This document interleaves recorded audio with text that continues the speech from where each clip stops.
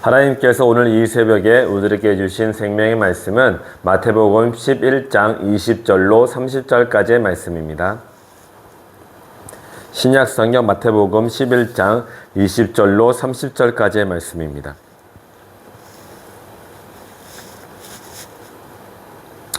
다 찾으신 줄 믿고 함께 봉독하겠습니다. 예수께서 권능을 가장 많이 행하신 고울들이 회개하지 아니하므로 그때에 책망하시되 화 있을진저 고르시나 화 있을진저 벳세다야 너희에게 행한 모든 권능을 두로와 시돈에서 행하였더라면 그들이 벌써 베옷을 입고 제에 앉아 회개하였으리라. 내가 너희에게 이르노니 심판날에 두로와 시돈이 너희보다 견디기 쉬우리라. 가버나움아 내가 하늘에까지 높아지겠느냐 음부에까지 낮아지리라. 내가 행한 모든 권능을 소돔에서 행하였더라면 그 성이 오늘까지 있었으리라. 내가 너희에게 이르노니 심판날에 소돔 땅이 너보다 견디기 쉬우리라 하시니라.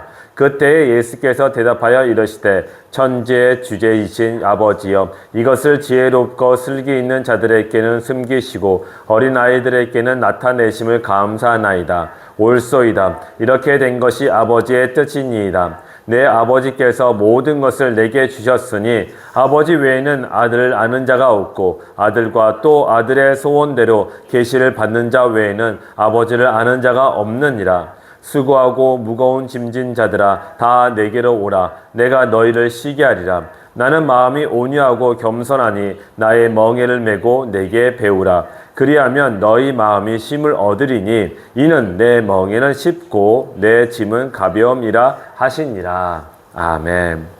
오늘 이 새벽에 우리들에게 주신 이 생명의 말씀을 가지고 예수님 안에서 참된 쉼과 회복을 누릴 수 있는 자가 복이 있다는 주제로 말씀을 증거했을 때 하나님의 크신 은혜를 다 받으시기를 주의 이름으로 축원드립니다.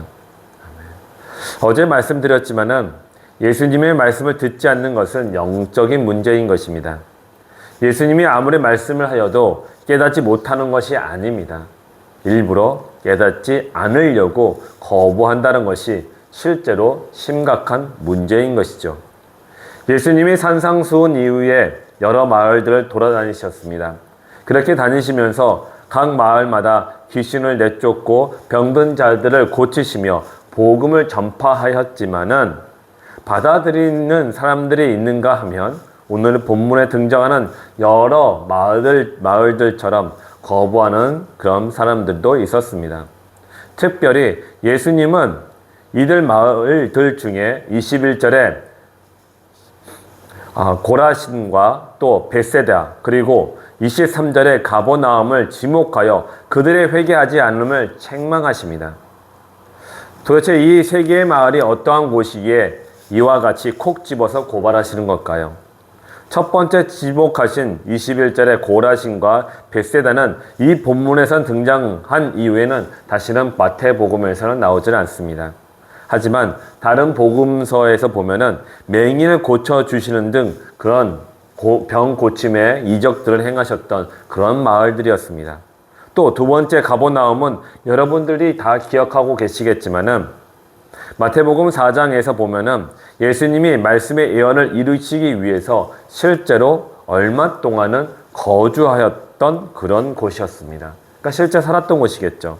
그리고 백부장의 하인과 베드로의 장모를 치료하시고 여러 사람들의 귀신을 내쫓는 등 이적을 나타내시며 수많은 사람들이 예수님을 따라다녔던 그런 마을이었습니다. 그런데 오늘 이 본문의 말씀을 보니까 이 세 개의 마을들이 어찌합니까? 예수님이 행하신 일들과 말씀들을 다 듣고도 어찌하였다? 회개하지 아니하였다라고 책망을 받은 그런 마을들이 됩니다. 이 세 개의 마을의 심판이 얼마나 강하게 있는가 하면은 22절과 24절에 똑같이 말씀하십니다.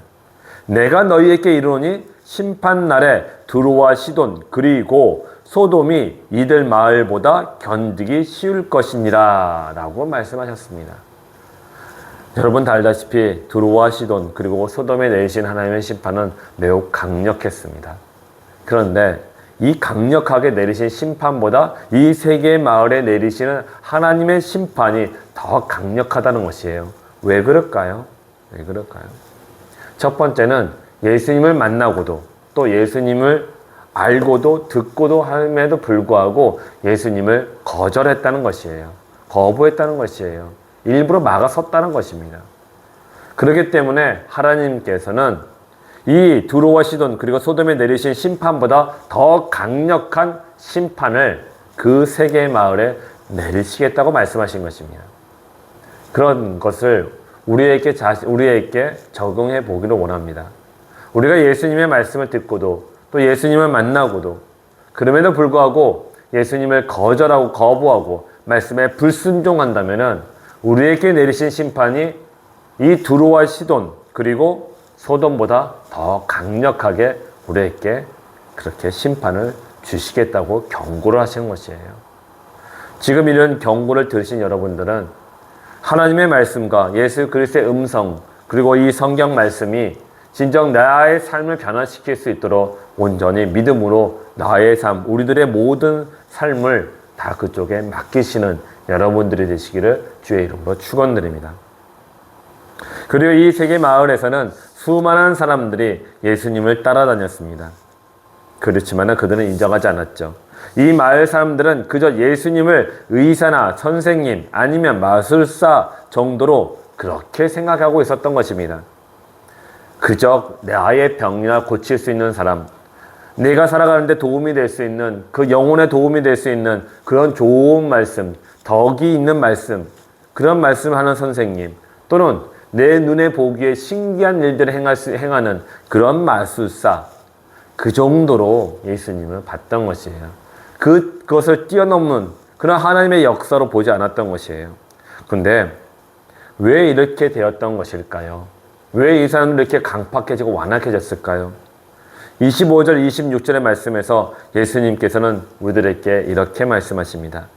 그때에 예수께서 대답하여 이르시되 천지의 주제이신 아버지여 이것을 지혜롭고 슬기 있는 자들에게는 숨기시고 어린 아이들에게는 나타내심을 감사하나이다. 옳소이다. 이렇게 된 것이 아버지의 뜻이니이다. 아멘. 오늘 이 말씀을 보니까 하나님께서 지혜롭고 슬기로운 사람들에게 어찌한답니까? 숨겼다고 말씀하고 계십니다. 하나님께서 숨기셨어요.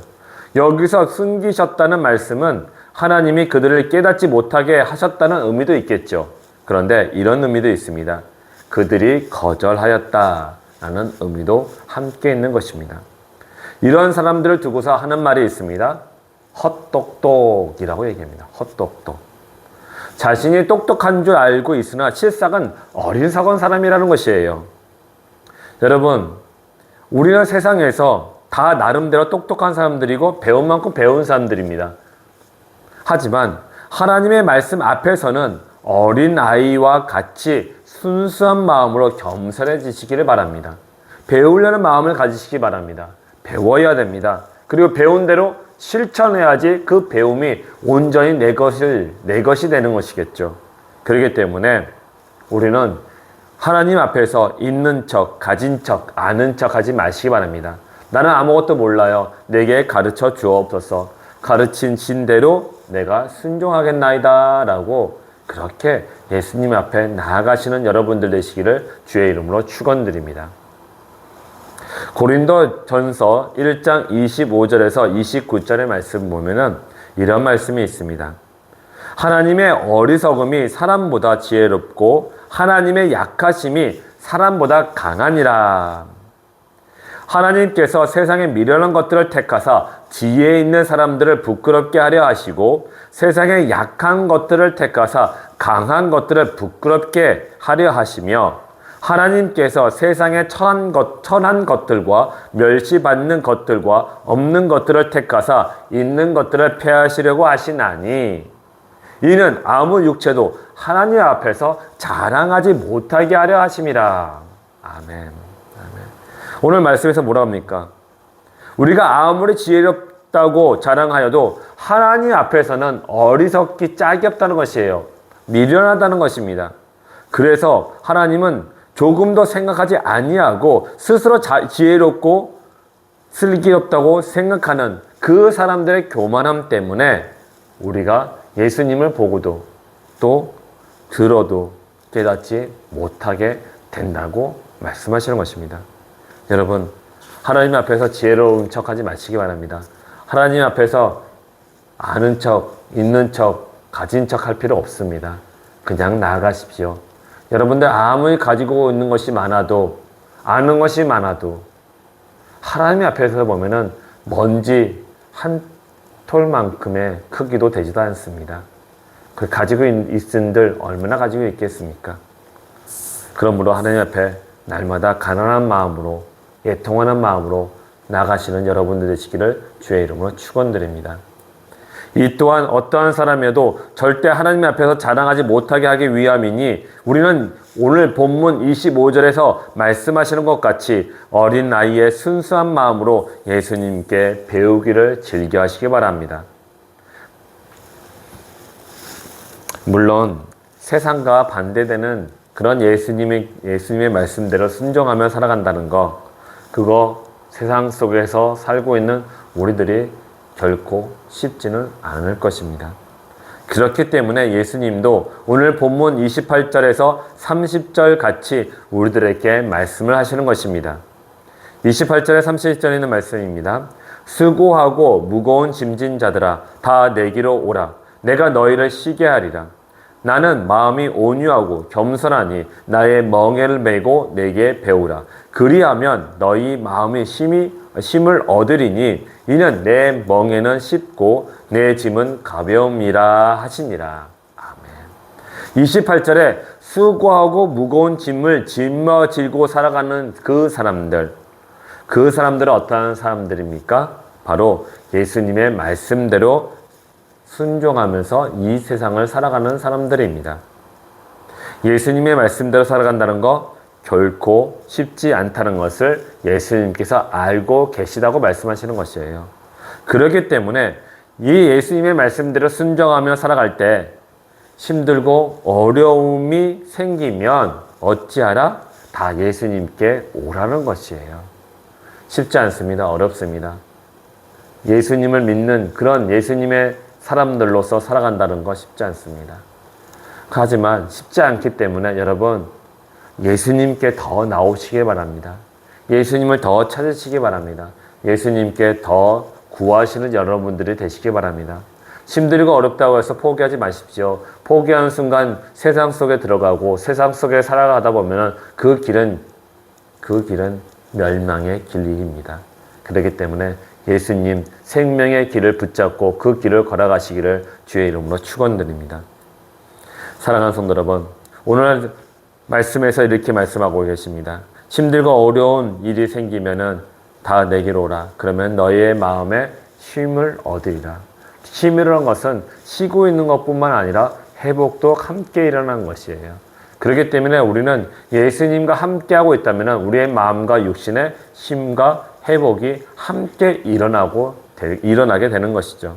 사랑하는 성도 여러분, 예수님의 말씀대로 순종한다는 거 어렵죠. 그런데 예수님과 동행한다면 오늘 30절의 말씀처럼 그것은 매우 쉽고 가벼움이 됩니다.